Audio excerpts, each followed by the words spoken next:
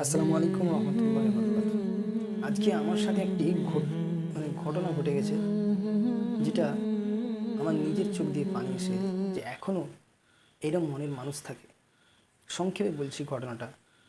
আজ ডিউটি গিয়েছিলাম, তো আমার দুপুরের যে খাবার টিফিনটা আমি ভুলে গিয়েছিলাম। আমি রুমে যেখানে থাকি ওখান থেকে 2 কিলোমিটার কাজে যেতে হয় বাইক নিয়ে। তো হঠাৎ করে বাইকের তেল শেষ হয়ে গেছে, আসতেও পারছি না। বাইক নিয়ে কোনো রকম ঠেলে ঠেলে এসে দেখলাম দোকান বন্ধ, তেলও ভরতে পারলাম না। বাইকটা রেখে দিলাম।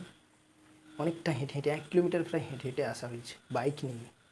বুঝতে পারছেন কতটা কষ্ট। তো যাওয়ার সময় কী করবো, আবার 2 কিলোমিটার হাঁটতে হবে। কিন্তু একজন ভদ্রলোককে বললাম, বাইক চালক, তিনি ছুটির টাইমে স্কুলে তার বাচ্চাকে আনতে যাচ্ছে, ঠিক আছে? তো বাচ্চাটাকে আনার জন্য যাচ্ছেন, তিনার রাস্তাটা কিন্তু অন্যদিকে আর আমি যাব অন্যদিকে।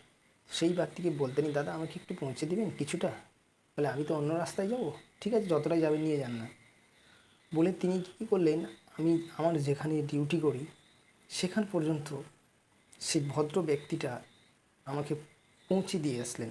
পুরো যেখানে আমি ডিউটি, আমি অবাক হয়ে তাকালাম যে মানুষটা, সে বলছেন, হিন্দু ব্যক্তি একজন, যে মানুষের ভিতরে এখনও মনুষ্যত্ব বেঁচে আছে। তিনি বলছেন, দেখুন, এটা হচ্ছে আমার দায়িত্ব, একজন মানুষের উপকার করা, ঠিক আছে?